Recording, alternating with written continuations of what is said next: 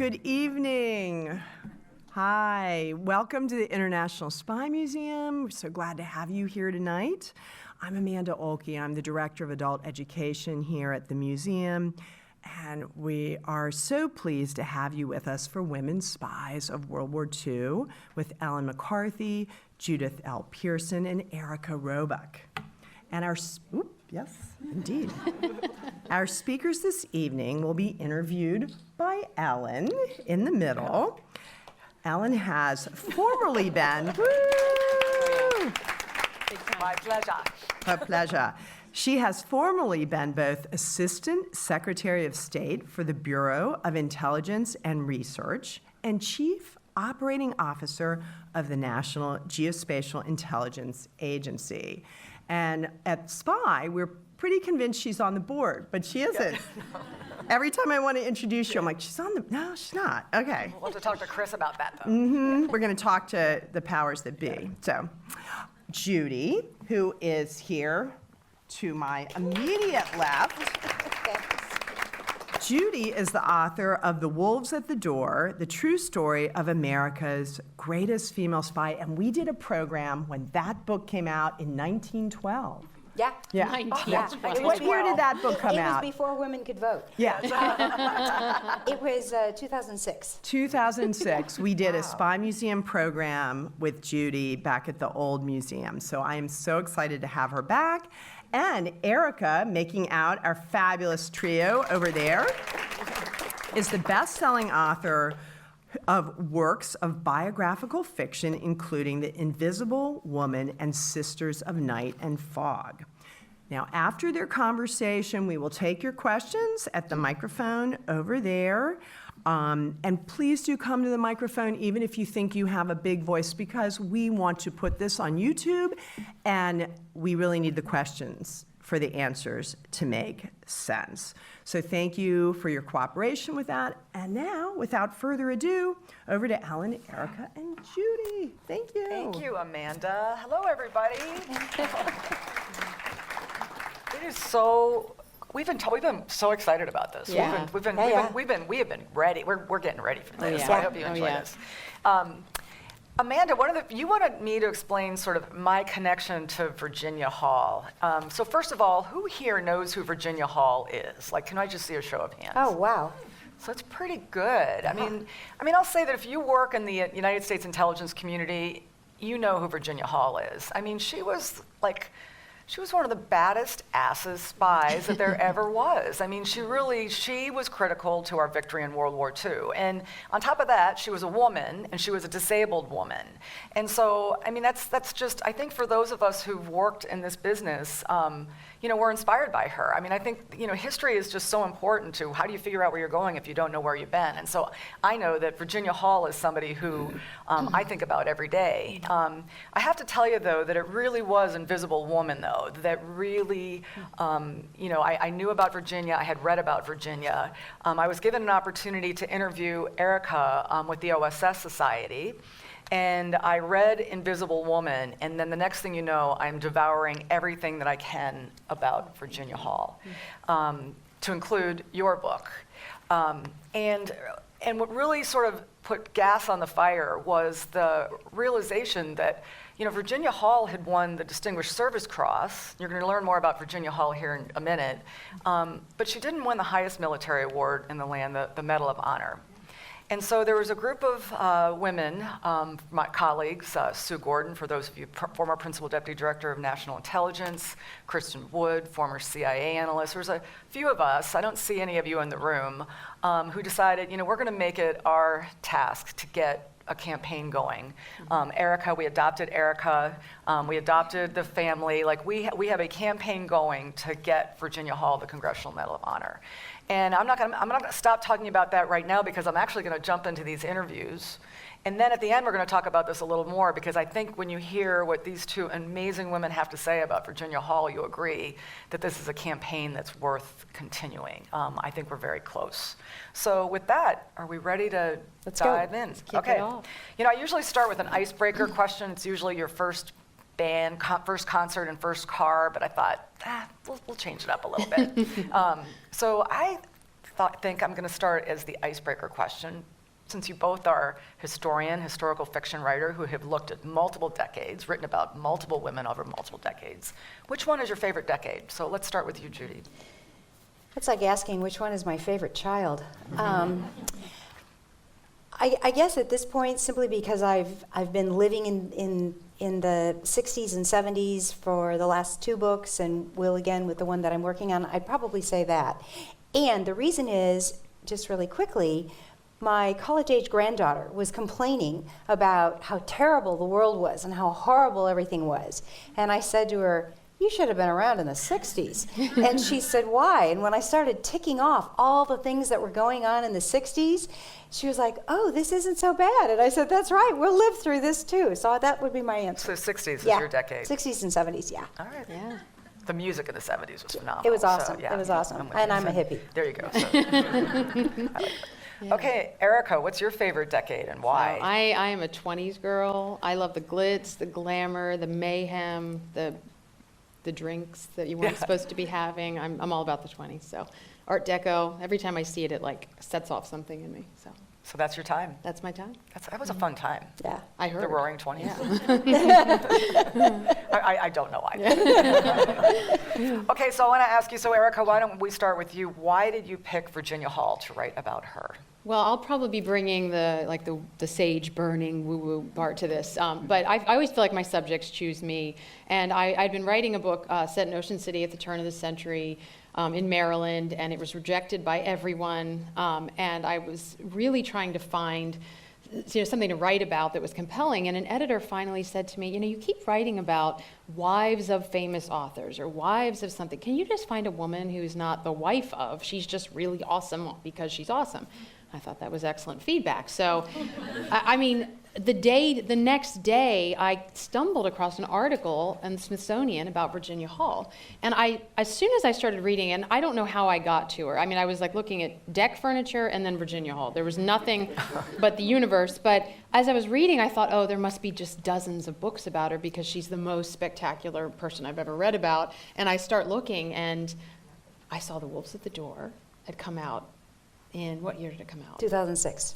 And there was no fiction, there was no film, there was nothing. And so I became enamored. And then, of course, the collective unconscious starts stirring, and then the movie A Call to Spy comes out, another biography, and it's just neat how that works. So, so I think she found me. But it was a really good pairing. And now I always like to say that instead of writing wives of men books, she could launch her own subgenre of husbands of famous women books. There you go. I love that. Judy, why did you sell? Because you really did sort of kick this all off. Well, and my line of my subjects find me, so I gotta get another shtick here apparently. But the truth is, and this is kind of woo woo also. So We're writers. There's going to be a lot of that. we do lots of woo woo stuff. Lot of So this was my second book, and so after the first one, I belonged to a writers group. There were 6 of us. One of the guys left, so we were looking for another member. And I kept going to these meetings saying, I can't find anything. And it was summer in Phoenix, and this guy comes to the writers group, and he's sweating profusely from just all over. His hair is matted down. It's running down his face. We've never seen him before. He sits down, and I'm whining about not being able to find my next subject, and he says, there were women during World War II who were spies. Maybe there's a story there. We never saw him again. It's like he came out of the sky and then he sweated his way on to another stage. A Jedburgh parachuted Exactly. in, did what he had to do, got out of there. I Googled Virginia Hall, and actually there was nothing. There was an article, she'd been in an anthology, and that was it. And there was really nothing. Yeah. No, to be fair, there really was not a whole No. lot. After you wrote the book, there was actually a bunch of documents that have been declassified, Yes. which actually has really provided a lot more information Yep. and context to her. So, but I think you did an incredible job thank given you. what you had. And we'll talk a little bit more about that later, which is actually very interesting because, so Erica, you write historical fiction and you write biographies. And so, I'd love to get a sense of sort of what's what's the difference? What's your take on it? Like, and why did you choose sort of that method of writing? So Erica, why don't we start with you? For me, I enjoy reading fiction because I feel like I can connect emotionally to events in history. So when I was reading Beloved, you learn about slavery your whole life, and then you read Beloved, where a mother murders her baby to protect the baby from this horrible life, and the baby comes back to haunt. It was the first book that I'd read about it that I came it moved me deeply to tears. Because I felt an emotional connection. So when you put the pairing together of the fiction, where I can connect emotionally with the character, with history, to me, that's just like, it's magic. So it's a good pairing. Yeah. And I started writing novels. I have 2 of them right now living under my bed, if anybody'd like a copy. But I think, quite honestly, my father was a huge old movie fan, and my husband is as well. But there's just something about, it was the World War II era, and then, as time marched on, I love the stories of people, and for me, although Erica does a lot of research as well, but for me, the research and piecing everything together, it's like a scavenger hunt. Mm-hmm. Yeah, I mean, I've told Erica before that I'll read every one of her books, and then I'll, like the intel analyst that I am, I'll spend my whole time trying to figure out what's wrong with it. She's always fact-checking. There's something that can't be right. Yeah. And then I'm like, but I will tell you, Judy, though, that your biographies, though, read like stories. Mm-hmm. So, sometimes you'll read a biography and it feels like, you're in history. I love history class, but yours read like stories. So I love your style of writing. Yeah, I love thank how you you pull the research together and make it live. So that's, that's, frankly, if you haven't read both of these books, I highly encourage you to. And it's funny, you talk about the other authors who've written about Virginia Hall, but everybody's bringing something else to the story. And it's interesting, in our quest to get a Medal of Honor, we've dealt with so many of the authors who all get along really well. I mean, everybody's in on this Virginia Hall campaign. Listen, every time somebody else writes a book, I make more money. Yeah. I'm okay. I'm okay with that. It's all good. It's like there you Dunkin' go. Donuts and Yes. Starbucks. They both do really well together. Yeah. So on that point, having read now every book I think I can on Virginia Hall, can you highlight something in your research about Virginia Judy that you found particularly interesting? I know what I found most interesting in that book, and we'll see this, what you talk about. Maybe even something that you just chose not to put in the book. Well, when you were talking about it reading like a novel, and so you can create characterization and setting in biography and nonfiction just like you can in a novel, and I think that's important to do. So for me, it was trying to write in as many things that were important to set the scene. So I'm a Francophile, I speak French, and every time I would see a document that talked about her horrible accent. And if you speak a foreign language and you've heard someone try to speak that language who has a bad accent, it's just like fingernails on a chalkboard. And so on top of everything else that she was doing, that was so dangerous, she couldn't really even open her mouth, because I've heard Americans speak French. It's terrible, and that would have given her away instantly. And that just really shocked me, that she was brave enough to be able to give this a go and not be able to be found. Yeah. So what the part in your book that just floored me was Know what? When she shot her foot off. Oh, so yeah. I've read about it everywhere, but you write about it in such graphic detail, and I guess I hadn't realized that as she's, climbing the fence, gun under her arm, she literally slips, and Yep. the gun fires and shoots her foot off, and her friends are there she's in the middle of the woods or a field, and they're trying to take what they can to get her out of the field and get her there. Yeah. You were so graphic about it. And so I had known this, but then I'm reading this, I'm like, oh, ugh. That really It really was stunk. bad. That was not a good day. So that was the part that Yeah. really struck me. It was just incredibly. Oh, well, yeah, thank you. so- Glad I did a good job. Yeah, thank you. I can't wait to hear what yours. Well, mine didn't make it in the book. I got to spend a lot of time with Virginia Hall's niece, Lorna, because she lives in Baltimore. I live just outside of Annapolis. So we had a lot of lunch meetings. And the only thing that she told me this, I got such a kick out of it. I'm a huge Hemingway fan, and I wrote one of my novels, Hemingway's Girl, was about his time in Key West. And I think in Hemingway, you either hate him or you love him. His literature ends in life and death, and for some reason I love him. I know it's against my better judgment. But Lorna said Virginia met Hemingway at the liberation of Paris. And I was like, that's amazing. She said, yes, she met him at the Ritz. I said, How did it go? She was not impressed. So I so desperately wanted a There's- scene at the Ritz at the Liberation where Virginia was not impressed by Hemingway, but it just didn't fit. So I just have to know that. Yeah, but sort of that point, so you both do so much research. How do you decide what's going to go in and what's not going to go in? Kill your darlings. Editors are helpful with that. But yeah, it's anything that doesn't serve the central theme of the story. Right. You know, and there, you know, there's a central mission, there's a character arc, and if it doesn't feed it, there's so much with Virginia Hall. I had to take a timeline that was just, you know, just 6 weeks around D-Day because there was so much in it. For a novel, it would have been this, and I'd started it many drafts before I started her in Lyon. Then we did her little mission in Spain, and finally, you know, after I wrote 400 pages, I got to page 1, which is her coming back for a second mission just before D-Day. But it's there's so much you Yeah. couldn't, yeah. I literally have a sign that says, "Does it move the story forward?" I Yeah. really do. And it's a sticky note. So every time I get to the end of a book, I throw it away, and then I make a new sticky note for the next one. Because my problem is, you're going to love this. So the book that I just finished, the subject was good friends with the Kennedy family, and it does take place in the 60s. And so I do talk about, just tangentially, Bobby Kennedy's assassination. I spent 2 days researching Bobby Kennedy's assassination, and there's this big conspiracy theory, and then my brother called, so then he got on his computer, and we're saying, oh, look at this page, and it had nothing to do with the storyline at all, but I get in the weeds, and I can't Yeah. stop. 'Cause you just want to learn more. Yeah, anybody it's just, has. I don't know, maybe I Yeah. have, Yeah. what's that disease? ADHD. ADHD. Yeah. Maybe I have that. So I thought I'm looking around the room, and I definitely see some people who are, you know, actively engaged in supporting the intelligence community here with us today. And what strikes me about Virginia is how incredibly important her tradecraft was. You know, and that's actually one reason why she was just so incredibly successful at what she did. So, you know, there were standards. She followed those standards. She didn't talk. You know, she followed the rules. She was an incredible writer. She wrote to certain standards. You know, everything that she did then still very much applies today to people who work in the intelligence community, whether they're working in operations or working in analysis.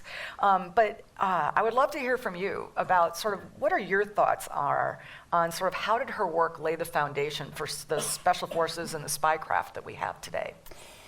Well, even taking a step farther back from that, so I had the advantage of being able to interview men who had actually worked with her. I spent a week in London and then 2 weeks in France and went to all the towns that she had used for safe houses, and I talked to a guy in Scotland by phone who ran the training facility up there, and it amazed me that as a woman and as a woman missing a leg, she didn't shy away from anything.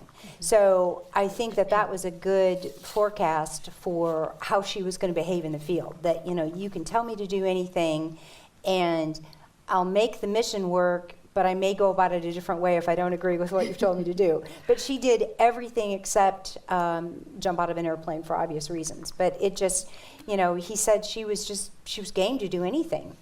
And he was like, I don't know, 88, 89 years old when I interviewed him. I mean, how long did they project that she was going to be able to exist? I mean, what wasn't the 6 weeks. You have 6 6 weeks Yep. once you're, And- and she had been blown, her first cover was blown. It was really unheard of for her to even go back. Yeah. Right. But she did, Yeah. and she defied the odds. And she was there for how many years ultimately? Well, after D-Day months, Yes, but yeah. yeah. But yeah, she got there in 42. Initially, yeah.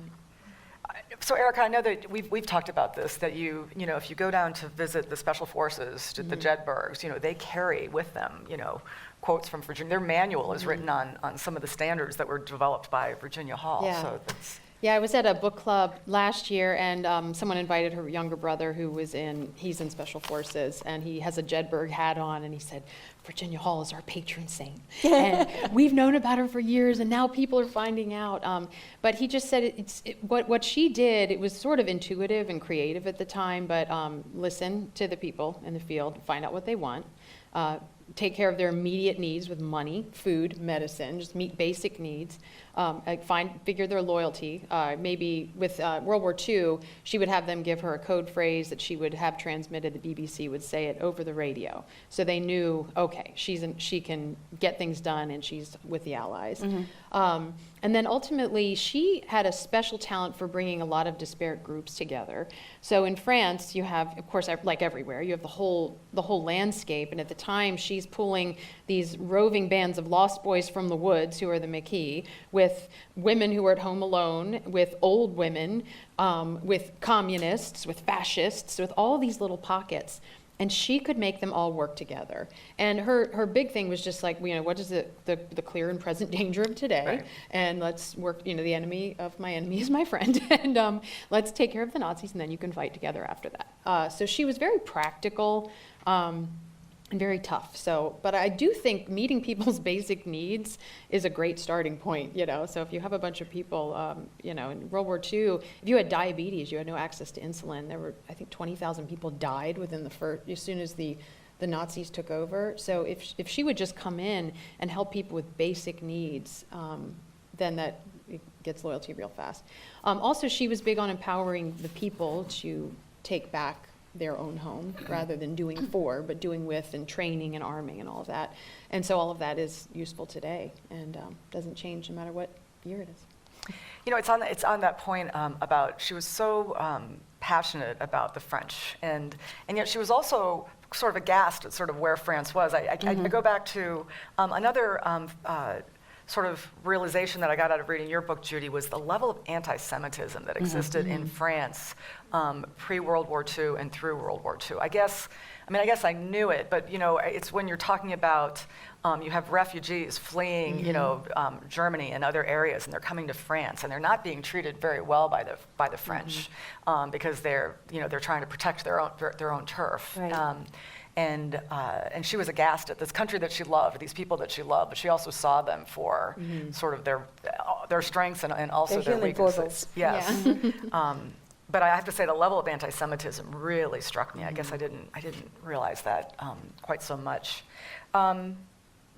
So how have the descendants or living people connected to these women, how do they feel about the representations in your portrayal? So how does Virginia's family or folks that have worked with Virginia, how do they think you did? Well, as far as I know, Virginia's family was happy. I mean, it's been a while, but they, one of the really wonderful things that came out of it that we were all shocked by, and I think Lorna was especially touched by, Virginia won the member of the British Empire, and there's a medal that goes along with that I can't remember if it lives here. Is it here? Okay, or in the Imperial War Museum in England. I couldn't remember where it was. But there was also a certificate, a big, like, frameable kind of a certificate. So there was an event to unveil the painting of Virginia that hangs in CIA headquarters. And the British ambassador came. It was at the French ambassador's home, and the British ambassador came, and he had this certificate, and it was signed by King George VI, and had just languished in some vault all these years, and all of a sudden, there it was at this event, and that, I think, was really exciting for them, because all of this had happened. Lorna was young, they didn't talk about it, so all of it had sort of happened out of the era in which they had lived. So actually physically receiving that on behalf of Virginia, I think, was a real special time. Mm-hmm. Yeah, she was pretty humble. She didn't really talk. Yeah, Virginia? Yeah. Oh yeah. Oh, yeah. Absolutely. So Intel in general is a Like all business- of us, yeah, like, very humble. Very humble. Don't want to be known at all. Very, very under the radar. Yeah. So her family was a bit surprised Yeah, to yeah. learn about all of her exploits. I mean, how are people, how have they reacted to The Invisible Woman? They were great. And Lorna's pretty blunt, her niece. And when we started this, Lorna had read some of my books about wives of famous authors, and she had read The House of Hawthorne, and she said, I don't know if you can write Virginia Hall, because you wrote Sophia Hawthorne, and she was very gentle and just, she said, I don't know about this. And so when I finished the book and I gave her a copy, she sent me an email, and she said that she never knew Virginia Hall until she never understood her aunt until she read this. Really? So she approved. And I'll tell you, as a writer, when you write about people, one of the scariest things is what their family's gonna think. And Yes. I only write about dead people because it's easier. But they all have family pretty much, whether it's a spouse or children or whatever. And you just sit on pins and needles. And sometimes even when you're interviewing them, they say, well, I hope you're going to do a Yeah. good job. Like I'm going to deliberately not I do do a good too. job. I really do, yeah. Oh. But yeah.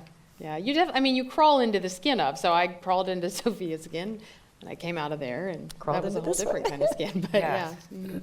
Well, I mean, I think in general, as we're really on this campaign for the Medal of Honor, her family is just very engaged and supportive of this effort. And I think, I think in some ways, Judy, you and Erica and Craig Grassley and others really have sort of fueled that fire. I mean, I think they were always proud of Virginia, but I think you all play a big role in all of this because I think they really now understand their niece better, or their aunt or whatever, much better than they would have ever before. And now they really are inspired to tell her story. In fact, that's nice. Brad is really, he's made it his mission to go out to high schools and grade schools and tell Virginia's story. And it's just, it's just such an incredible story, not only because of her, the person, but of, the fact that a handicapped woman can have that life and can do this, that you too can be Virginia Hall. So Yeah.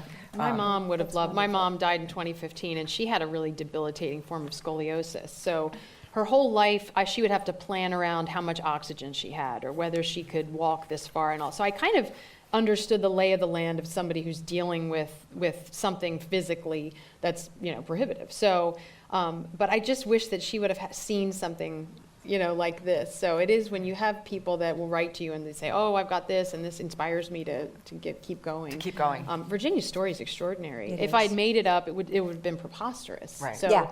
to find her, you have to tell it. So That's- so are you working on any other books about incredible women? Sure. Are you? Well, I actually am really excited about a book that's coming out in September that is the story of Mary Lasker, who, like Virginia Hall almost 20 years ago, probably none of you have heard of. She was on a crusade to heal America. Before Mary took charge in the 1940s, the government did not fund medical research. So there was very little research being done, and the National Institutes of Health was singular.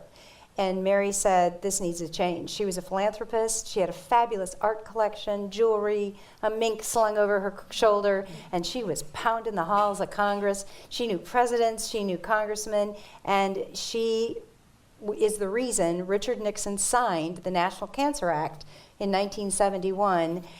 She wanted to cure cancer. He just did it to get reelected. So the political intrigue is really, really fun. So I'm excited about that. I can't wait. That's going to be awesome. Well, Virginia Hall led me to Violet Jabba, who was also in the SOE. So she, Sisters of Night and Fog, that actually came out already. But there's so many different kinds of women that all serve in their own way. Also in Sisters of Night and Fog was an American woman named Virginia d'Albert Lake. She married a Frenchman, and she became part of the Comet line to smuggle Allied pilots out. So, Violet was a gunslinging Nazi hunter. Virginia hid people, and this Virginia, they all have their different things, but they all contributed so greatly to the effort. So that's already out. Right. But now you inspired my book that should be coming out next summer about a can't woman in wait. Coast Guard Yeah. intelligence named Elizabeth Smith Friedman. So she was a code breaker, and I had enough time in World War II that's enough to pretty much ruin me forever. So I'm back in the 20s now, Prohibition, and it's basically a cat and mouse game between her and a female rum runner that she had to catch. So there's all these women, and they get credited with creating agencies that they shouldn't be getting credited for. So, for example, the OSS actually, and And CIA is an offshoot of the OSS, but really it is the Bureau of Intelligence and Research at the United States State Department that is the only existing element of OSS to still be operating. When it was broken up, the Research and Analysis Branch moved to the United States State Department, and so similarly, and I'll give Virginia Hall credit for making that happen. But similarly, Friedman, she's credited, her and her husband are credited with finding NSA. But the reality is that she got her start at the United States Coast Guard, which is one of my favorite law enforcement organizations. I'm sorry, ladies. I spent 6 years working at Coast Guard intelligence, and she was running codes for with rum runners. And so I am so excited that these women are getting their say, that we're going to see more about them and their role in. So can you recommend any biographies or novels that talk about women or World War II or any Besides genre? our own? Besides your own, yeah. I actually read The Personal Librarian. I've read several books recently, but The Personal Librarian I really, really enjoyed because I thought it was, a strong woman, a badass woman, and she really walked this very dangerous racial line with J.P. Morgan. So I highly recommend that, and I recommend. There's a lot of M's in it. It's the Magnificent something. Lives of Marjorie Isn't there not another adjective or just magnificent? I think it's magnificent. Okay, magnificent lives of Marjorie Merriweather Post. There we go. That's the other M. Yeah. And That's a lot of M's. that was really, really good too. I learned a lot about that. As a Michigan girl, I didn't know the story of Post versus Kellogg cereal, so that was pretty interesting. Yeah. That was a great book too. Yeah. I'm a huge fan of bio, and Sarah Helm has written one about Vera Atkins. Have you heard of Vera Atkins? She was the ultimate spy craft lady, sort of pulling the strings, was Virginia Hall's boss for a while, Violet Chavos. So Sarah Helm's biography of her life and secrets is phenomenal. Helm also wrote a biography of Ravensbrück concentration camp for women resistors. It's obviously, it's a hard read, but it's so well done and so important. So I highly recommend both of those. If you want something snappy and fun, D-Day Girls by Sarah Rose is another good one. And I bet all of these are probably in the bookstore somewhere. Yeah. This is the best bookstore in the area, by the way. It is the best Yes, it bookstore. really is. You really, yeah. If you haven't been down there, that reminds me, because you and I have spoken about this before. I mean, what were some of the hardest things that you had to write about in this book? Because I know about Sisters of the Night and Fog, but. Well, Klaus Barbie, The Butcher of Leon, just reading, having to understand what that man did, and then it becomes personal when you start to fall in love with these people, and then what happens to them when they cross his path. He is just diabolically evil. It's hard to process that kind of evil out of human beings. So anything like that was really rough for this one. Again, Judy, I look at you because you actually draw out very, very clearly what was happening, in Well, terms of and torture and the kind of torture. And Barbie's headquarters in Yeah. Lyon is now a museum and an archive. I researched there, but a museum dedicated to the resistance and in the memory of those who he butchered. And you walk through. I'm a big person. Whenever I go to any old buildings or museums, I do this every time I take when my children were little, and I used to take them through the Louvre, and I'd say, look at the floor. Kings and queens walked on this floor, and now they're 40, and they still say that to me. But I'm walking through this building where Klaus Barbie was doing all these terrible things, and he walked on that floor. It was just like, ugh. Mm-hmm. I think that was the worst part. It's haunting, yeah. Yeah, it just was. and evil, just Yeah. pure Yeah. evil. Yeah. Just like the Well, screams but on echoing. a happier note, what was the most thrilling part of in writing this book? Where was it that you couldn't put your pen down or type? Well, I think, can I do a part of the research that was the most fun? You can answer any question you Okay, want. thank you. Because I think this part of the research was really fun. So when I would go to these towns across France, and I'd go to the cafe or the bistro that had the most people in it, and I'd walk up to the bar and say to the bartender, do you know anyone in town who might have been involved with the resistance? And he'd say, oh yeah, old Jacques. And then he'd look at the bar boy and say, go fetch old Jacques. So old Jacques would come stumbling back, and I'd buy him a wine or a cup of coffee or whatever.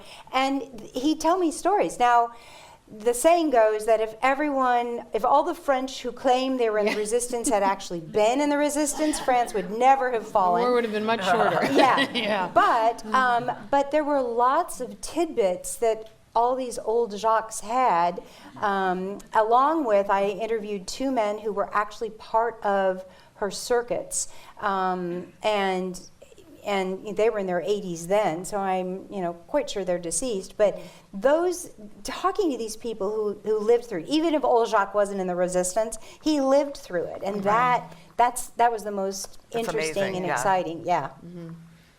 For me, just the village of Les Chambons-sur-Lignon, is that how you pronounce it? I'm sorry? Les Chambons-sur-Lignon. Le Chambon-sur-Lignon. There we go. Like That's this. I'm like a Virginia Hall. Les Le Chambons-sur-Lignon. Chambon. Lignon, yeah. But no, so that place that harbored Jewish children. Yeah.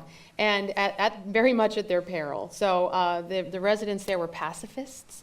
And so you have Virginia Hall coming in, and you have the Maquis, and then you have this little village of pacifists who they don't take up arms, but they'll do whatever they can to help and end up saving, like hundreds and hundreds of children. So again, just showing that everybody, Virginia could see, okay, well, you're not going to pick up a gun, but you can do this. Do your part. Do your part. Yeah. So it's just a really nice, that was a pleasure to write about and see how many lives were saved that way. So before I open up for questions, there's one more point, because this is a point I just can't, you didn't write about it as much, Judy, but we've talked about this, and we've talked about this, Erica, is the sort of what happens after World War II, and sort of that transition to CIA. Maybe she should have come to INR. You have this woman who is running, pretty much turned the tide of a war, it's, and now she's coming to CIA, mostly working in desk jobs, doing a lot of tradecraft and developing policies and standards. What do you think that was like for her? To go from being in the field operating to now she's she definitely had some issues when she went back and worked at CIA. Yeah.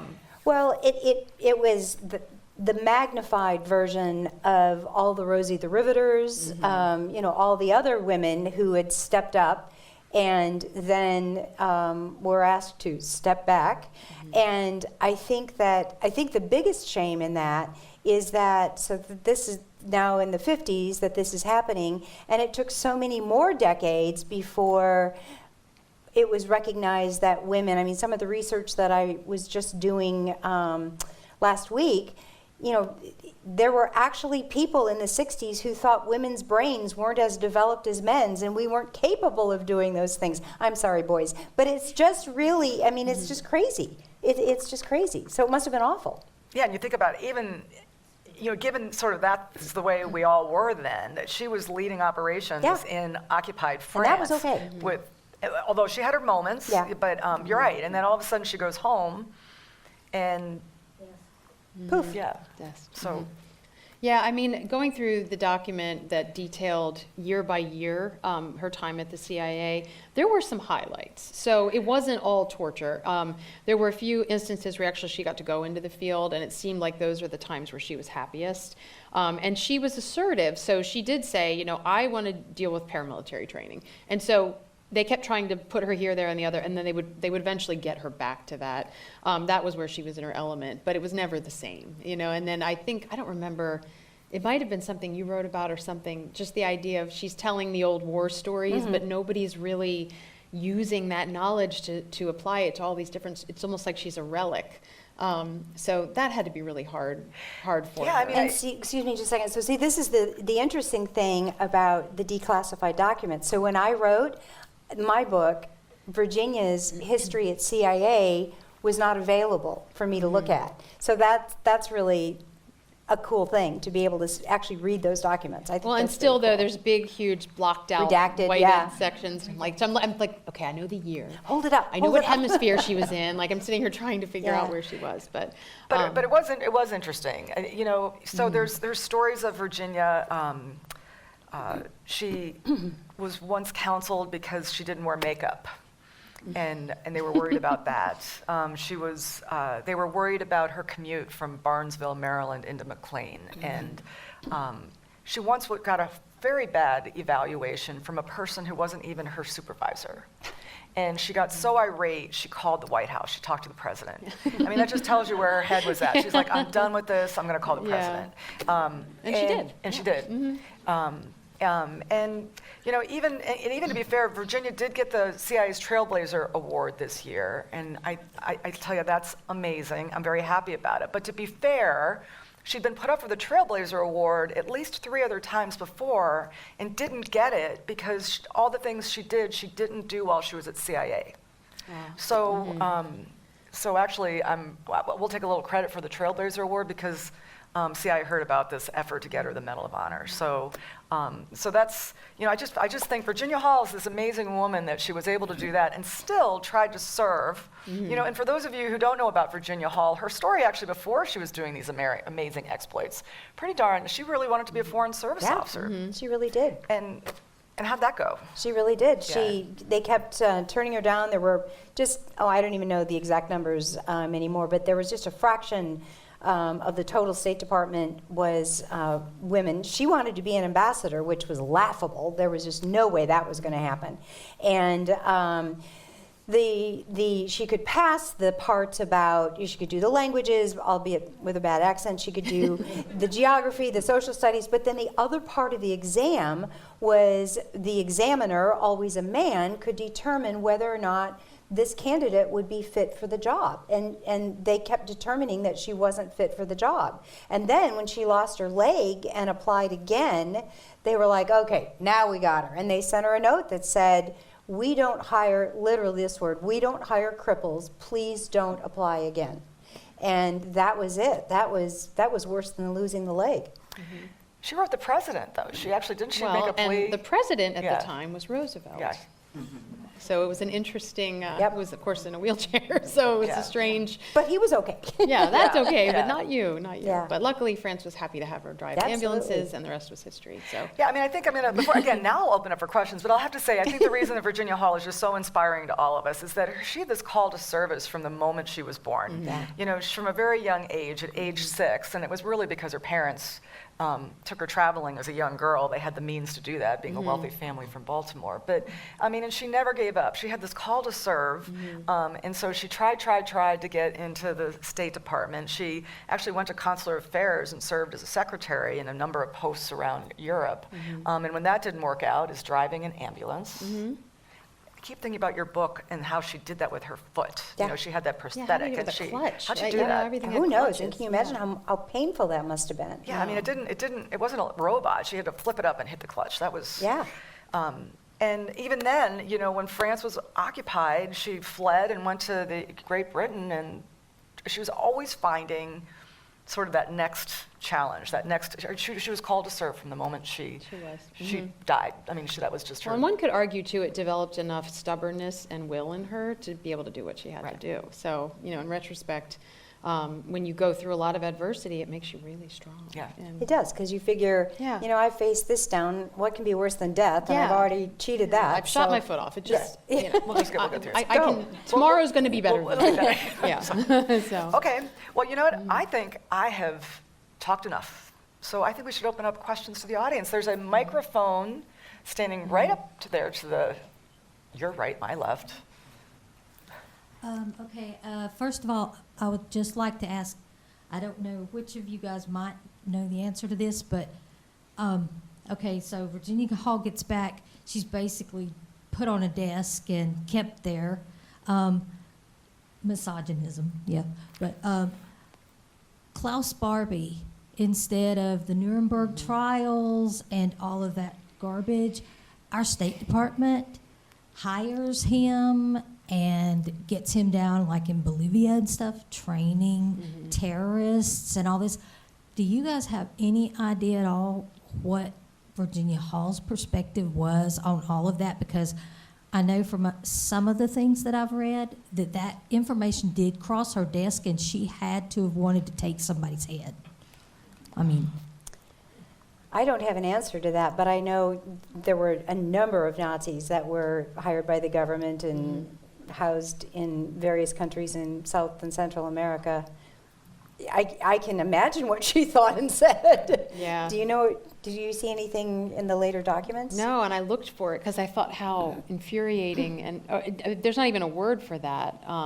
But I do know as soon as the war was over, then the shift became fighting communism and then needing intelligence that Nazis had for, so it was just, but to think that that man got to go and live his life in South America, it's And I personally think that Virginia Hall's most totally badass thing was crossing the Pyrenees Yeah. with a blizzard yeah. to get away from him. I Yeah. think that is the coolest thing. She Yeah. should have beat him with her leg. Well, there Anyway. is a moment, and it probably is in there, where she was crossing the Pyrenees. She had called her prosthetic leg Cuthbert, and so when she made it across, you have to have a name to yell at something. But she made it across, and she had the radio operator radio back to headquarters. I'm okay. Everything was all right. And they said, well, how was the crossing? And she said, well, it's fine, but Cuthbert gave me a lot of trouble. And they said, well, then you should eliminate Cuthbert. Yeah. Well, that's funny on so many levels. They totally didn't get that. That was. Yeah. Okay. Well, Thank you. Any other questions? Thank you. There's got to be another question. Yay! Yay. Don't be shy. Oh, there we've got Kathleen. Oh, here we Oh, a go. whole row's going to ask. Yeah. Shy has never been Yes. attached to my name. So we heard a lot about courage and relentlessness. So in turn, what other characteristics made her different? I'm sorry, what other? What other characteristics or internal traits made her the survivor that she was? On top of relentlessness and courage and an unwillingness to ever sound retreat. What else? I think part of it was anger. Do you remember, like, the day after 9/11 and how angry everyone was that we would be attacked like that? I think she was just flat out angry because she had spent so much time in France and so much time in other European countries, and to see what was happening to those people, I think just must have really ticked her off big time. And she just channeled that. Channeled it, Yeah. She used to be the head of every club, the captain of every team, the leader of every play. I almost see her as a conductor, so she could recognize the tuba section and the flutes and the drums and just make them all work in concert. So she had a real, her leadership, being able to organize was huge. So. Oh, what do I think? I think that she also grew up in a home where I don't think anybody ever told, except her mother. I think her mother was not incredibly, was not the biggest Negative, supporter. yeah. She was supposed to get married and live happily ever after in Baltimore. But I think the men in her world sort of created this safe space where she could be wherever she wanted to be. She hunted. That wasn't a real girly kind of thing to do, and she fished, and she was a real tomboy, and I think, between her father and her grandfather, who were big in shipping, and in fact, he stowed away on ships. I think she just always thought that I can just, nobody ever told her she couldn't do this, so I think she never really thought she couldn't do anything. I don't think it ever crossed her mind, even with this prosthetic leg, that I can't do this. Which I think is, again, all these traits I think so much apply today. I think that if you're raised in a world where you can do whatever you want, you can do whatever you want, and that was Virginia. So. Yeah. Hey, good evening. So it's 2023. We have no screenplay for this woman for a movie that should definitely be made. Who's going to direct it, and That's a who's great going to question. star as Virginia Hall, and why is it Scarlett Johansson? That's a great question. idea, So let me tell you about Hollywood. Yeah. So when the painting was unveiled, I had a former career in marketing, so I sent out my own press release. It got picked up by the AP, and all of a sudden, studios started calling my agent, who called me and said, he was British, darling, what have you been doing? And so we optioned the book. to a very reputable company. It's a husband and wife who were former Sony studio executives, and reoptioned, and finally they bought television rights.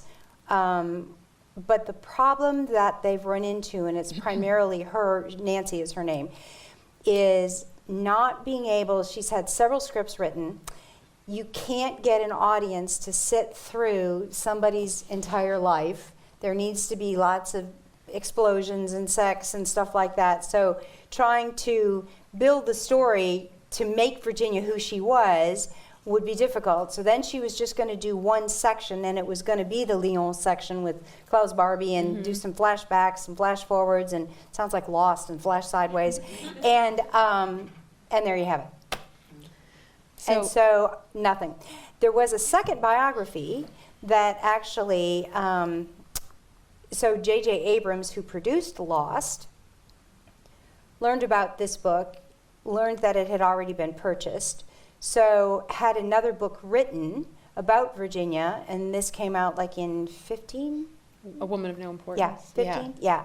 Excellent. And his plan was to do a movie. And I don't... it's- Daisy Ridley, the girl who played in Star Wars. Yeah. Yeah, so she's been tapped to play Virginia Hall, but that hasn't gotten any wings yet. I had somebody inquire, one of the producers and writers from The Good Doctor. There's a man who likes to do stories about people who have different issues that overcome them. You know, I guess in The Good Doctor, is he autistic, maybe, the show?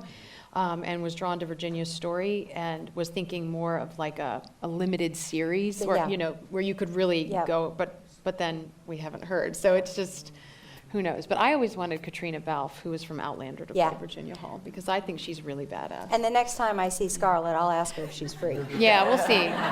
Thank you very much. I'm sure Michael Bay would love to direct. Yeah. You know, your question, though, makes me think about, though, Yeah. why, so she married a Frenchman. Yes, she did. A short Frenchman. Paul. Like, who would play the short Frenchman? Oh, you Yeah. could find some Stanley Tucci. hunky. Although with Scarlett Johansson, I don't think that I would don't work know. very I don't well. think I'd put that together. You could find a handsome little Yeah, Frenchman. Jake Gyllenhaal, he'd be good. I mean, do you have any idea what made, I mean, she met lots of men. What was so special about Paul? Like, he's a short guy, too. He was 20 years younger. The wine, the I mean, nothing wrong with chateau. short She's men, a cougar. but She's a cougar. He yes. was a young guy. Yeah. He was dropped out of the sky at the end of the war. But she was around a lot of men. Yeah. Why But him? Lorna said that he softened her, that he was like the only one who could tease her, make her laugh, and apparently he was an excellent cook. So, Yeah, I mean, that's yeah, he had a important. restaurant for a while. So he took care of the house and the 5 French poodles and made dinners, and while she went to work, and it just clicked. Yeah. And by the way, I don't have anything against short men. She was just a very tall woman. So it was, Yeah. you know. And in those days, that was kind of, you know. Yeah. And it was, and younger, like a lot younger. Yeah. So, wow. Yeah. All right, I'm done. First of all, thank you for doing this. I learned a lot. thank you. So, when it comes to doing research about a government spy, which by its nature tends to be very secretive and they don't like to talk about, how did you go about, getting information and obtaining information for your books? That's a great question. Well, as we said earlier, as time marches on, more documents are declassified, and there's a government formula, I assume, that I don't understand. But I mean, one of the ways I do it, in addition to just the records that I found in the archives in the 3 countries, is just talk as much as I can with people who knew her, who knew the era. There were other books that were written, mostly autobiographies, written by people who'd been in the field doing their own thing, and Virginia kind of floated through their lives.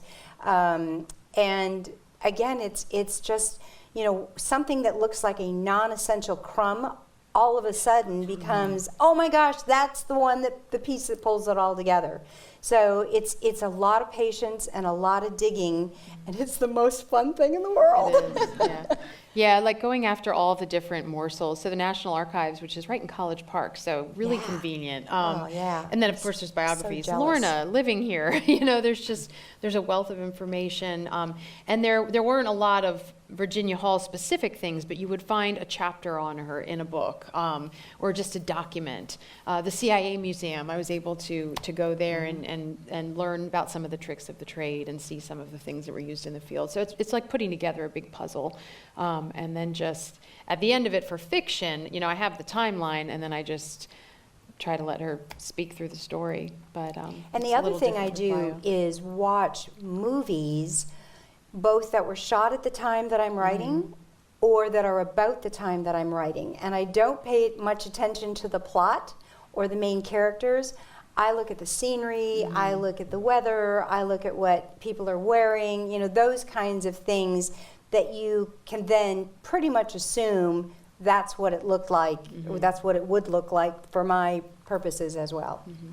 And she really didn't make it very easy either. That's No. So she was so. I mean, she was so humble, but Yeah. also, there was also sort of a reason for that. She didn't. She always thought she was going to go back out in the field. I mean, so she did win the Distinguished Service Cross. The President Truman, did want to give it to her. She said no because she didn't want her picture in the newspaper. She didn't want any big fanfare. So she had Wild Bill Donovan give it to her just before, like a small event in his office. But the point, I mean, not only was it just the spycraft, but she didn't really talk about this stuff. She really didn't leave a lot that would, other than an immense treasure trove of pictures that you all have been able to Yeah. get. But she just didn't really, she didn't represent herself very well, which is, as we've been, and we'll talk a little bit more in a minute about the Medal of Honor journey, but that's also made it somewhat challenging that, she didn't make it easy for her. She wouldn't have wanted it. But No. Even her grave, I Yeah. mean, she's mostly known as Virginia Hall because that's, she was married after her work in the war. But even her grave in Pikesville, Maryland, it's just Virginia Guella. So she's still undercover. Yeah. I was curious, I guess, both of you have written about Virginia Hall. Yours was non-fiction, I believe. Yours ended up being fiction. I remember asking about this before. I've read quite a few, both kind of fictionalized and non-fictionalized. How did you kind of decide where, I mean, I know you were kind of faced with, you wanted to fill in the colors, you wanted to fill in the corners of her life, right, some of the things. But how do you kind of decide whether you really want to go more towards fiction or just stick with straight facts and nonfiction and not be able to kind of color in those corners that you want people to know, hope maybe there are things about her that you might want people to know? Well, I've always been drawn, I read a lot of, I read a lot of everything, but I've always been drawn to storytelling in a fiction. I want a novel, I want a tight timeline with a character arc. And I also see things as movies. So for me, a movie is not usually the story of birth to death. It's a focused, like a memoir, it's one little piece of it. So it's what happens most naturally for me. I'm not sure, how do you feel? I don't even know. As I said, I wrote 2 novels, and the second one may or may not ever come out from under the bed. But after the first book did well, which was actually about a man during World War II, my then agent, because I've changed agents, said to me, I said, okay, now will you read my novels? And he said, listen, there's a lot of novelists. Just go to Barnes & Noble and look at how many shelves there are with biographies and how many shelves there are with novels. If you want to sell books, biography's the way to go. Keep writing the way you're writing and you'll be fine. And so I was like, oh, okay. So I guess I just sort of did it. And both of them, it's sort of the grass is always greener, because I had a discussion with another friend a couple of weeks ago who's a novelist, and I was whining about something. And previously she'd whined about something in her book, and I was like, yeah, that's why it's easy to write a true story. And then I was whining, and she's like, okay, your job's no better than mine. Yeah. So there's good and bad to both of them. Thank you. Great question. Any other questions? Oh. No? Oh, no, I was going to sort of wrap it. No, I'm gonna say one thing, and then after. But if you have Sorry. questions, ask questions, because we're here till midnight. From Yeah. We are? Yeah. I'm sorry, I'm gonna try and ask this without sounding stupid, but from what little I know about Virginia Hall, I'm just like thinking throughout history, I draw a kind of some parallels to kind of maybe like Harriet Tubman, even though obviously a different type of era. What other women throughout history do you think played like a similar role throughout history that you would recommend kind of doing more research about? Obviously Virginia Hall, but just anyone else that comes to mind? Or also along that lines, what kind of personal heroes have you drawn on throughout your writing careers and through your lives? Just out of curiosity. Do you want to go first? So there was, and I'm sorry, I didn't quite understand. Are you looking to write a book, or you just want to know about? I'm just curious. I'm just Okay. want to. No, I'm I was not going right. to say, when Wolves at the Door came out, a woman, her last name escapes me, her first name is Anne, at the same time, she had released a biography about Rose Greenough. And she was a spy during the Civil War, lived here, in fact. She was imprisoned, she was a spy for the Confederates. Lincoln imprisoned her several times, and she kept escaping, and it was a fascinating book. Anne Blackman, thank you so much. Yep, I could think of her husband's last name, but I couldn't think of hers. It was fabulous. And personal hero, this sounds really self-serving, but my son was a career Air Force in intelligence and did a couple of deployments, so he's my hero. Oh, that's nice. Understand that. Yeah, I love the Harriet Tubman, another Marylander. But I'm always interested. I'm interested in women in military history, and way back, like biblical. I just read the story of Esther from the Bible, from the Hebrew Scriptures, and I was like, she was a badass. She chopped somebody's head off. And went undercover to pretend to be. And I was like, wow, that is like a whole area that I might have to mine to look that someday. one up, But yeah, so I'm always interested in that aspect where you have just sort of, what women can bring to it. But, Thank you. And by the way, Harriet Tubman will be our next Congressional Medal of Honor oh yeah, campaign. yeah. So, and there's yeah, a great yeah. museum Yeah, on the because Eastern once Shore. you get the trick of it, Yeah, we just we keep keep going. going. Yeah. So, yes. Any other questions? One more. You can have people sign up here. Yes. Well, we're going to talk about that in 1 minute. Yeah. Hello. Hello. Thank you for doing this. I learned so much. I was curious if Virginia championed any other woman during her time as a spy or during her work, or even after she came back and started working the desk job. If there was anything that she did to kind of bring women in, or if there were any like circles of other women that we don't know so much about, like maybe we know more about her because her work was like grander in some ways, maybe. I was curious if you came across any of that in your research. Well, she was only one of, I think, 13 women at the CIA at the time in her area, so that was hard. I'm not sure if she did anything with recruiting. That's a really good question. Her niece felt like that she was a great mentor to her. She would take her rowing and hunting and tell her the stories. And Lorna's dad, who was a lot more conservative and judgmental of his sister, Virginia, who was a wild woman, and would always try to shield Lorna from that. But I know that Virginia really took her niece under her wing because she never had any children of her own. By the time she and Paul got married and she thought she might want to have children, they weren't able to. So I'm not sure, if there were any health reasons or age or anything. But when she worked, she was very close with Vera Atkins. But after the war, they lost touch, which was a shame. But I think it had more to do with the fact that Virginia was still operative in intelligence work. How many women the SOE recruited? They recruited They had dozens, they but had a good amount. Yeah. But once Virginia came back to the United States, only And I think 13. she was, she probably was very much a mentor to the other women in the resistance. And she was almost sort of like a mother dog would be, kind of cuff them around the ears a few times if they didn't behave, and then lick them on the side of the face, and then cuff them again. And so she encouraged them, but she wasn't above reprimanding them if they did things wrong. That was a great question. Thanks. Okay, one more thing, and then we'll. Okay. I'm not trying to wrap it up. I'm just. Well, are there any more questions then? Okay. Medal of Honor. So I just wanted to give you a little bit of update on that. So I sort of gave you a teaser, and I think you've heard enough now to understand why Virginia Hall is just so deserving of this. So she did win the Distinguished Service Cross. We talked a little bit about that, but that's not the highest military award in the land. She actually didn't care, but that at the time that they were able to push that through. She was able to get it. But as with the release of more documents, we were able to identify that she really did meet, at least from our perspective, the criteria for a Medal of Honor. So about a year ago, we actually re-engaged the process. We worked with the Senate Select Committee for Intelligence, and Senator Warner ultimately wrote a letter to the Secretary of Defense asking that this award be, the Distinguished Service Cross, be raised to a Medal of Honor.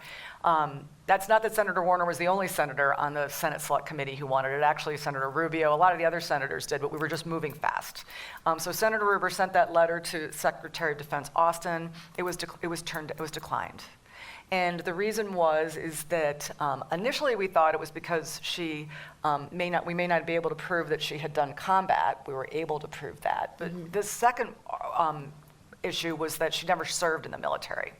So we are right now, now I'm not complaining about the Secretary of Defense or the process. One of the reasons why we are following this process is I actually love the fact that it is so pure. That the Medal of Honor is a very pure process. And, it's not politicized. It is, it's managed by the Army, and it's maintained it's pretty locked down. Although we'll talk more about that in a second. So right now we're at the point where we're trying to show that the Office of Strategic Services really was a military unit. It was run by a guy named Wild Bill Donovan, who was a general, and 1,500 of the people who served in the OSS were military members, and it was a component of the Department of Army we can go through all this later, but my point is that we're trying to prove that she did serve in a she couldn't have been in the military as a woman at that time. So we're working with the Army historian to try and prove that point. We will be posting a petition on the Spy Museum's website. We actually ran it, we had over 200 signatures on a petition early on, but we're going to open up the aperture, and so please keep an eye out for that.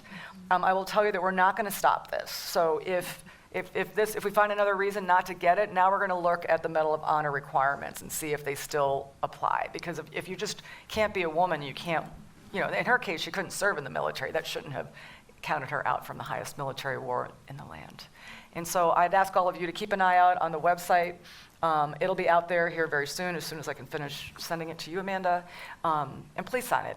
The more that we'd like all of you engaged in this fight if you are willing to help us. So thank you. And it's going to show up, my understanding from our communications team, in an area on the website that we have dedicated to Virginia Hall, because we have some amazing artifacts on display here, which we also showcase on the website. We do have her Member of the British Empire, which was mentioned earlier. We have the radio set that she used to communicate from behind enemy lines, and we have a lot of very cool documents that we have to be careful to rotate through so they stay in good care. And we have her identification bracelet from, okay, Judy, tell me the French, I don't want to say it. It was her ambulance driver identification bracelet, SSA, and you're not going to want to hear me pronounce. Service auxiliaire, and then I don't know what the E is. Emergence? It's SA. I think it's SSA. Emergence, yeah? Yeah, Okay. that sounds good. Sounds a lot better than if I were to say it. Yeah, SAE, I don't know what that means, what that is. So we have wonderful artifacts, and they are on loan to us. You keep hearing about Lorna and Brad, the relatives of Virginia, who are wonderful close friends of the museum, and they loaned, and we visit with them. And the last person's question about women she mentored, Brad sent me this amazing photograph with Virginia, and kind of like, it's almost a rogues gallery of women spies, like Violet Szabo is in that. At the table. They're like, let's take a break from the war. Having a smoke at the table in the middle of a war. Yeah, and they're at this cafe. I mean, so obviously Yeah, they are. It's wild. Yeah, they are together and networking and having a well-needed break. So also, hour. people who also need a well-needed break are these incredible speakers Oh. tonight. Amazing, amazing. And if you haven't bought the book, any of the books, I think they're still for sale. And these lovely ladies will sign books if you would like them to. So With your thank- special pens. We have to get our Special we have to pens. get our special pens. But anyway, thank you all so much for coming tonight. Stick around if you'd like to chat or buy. We will be here for a long time. We just won't be here till midnight. Okay. Thanks so much.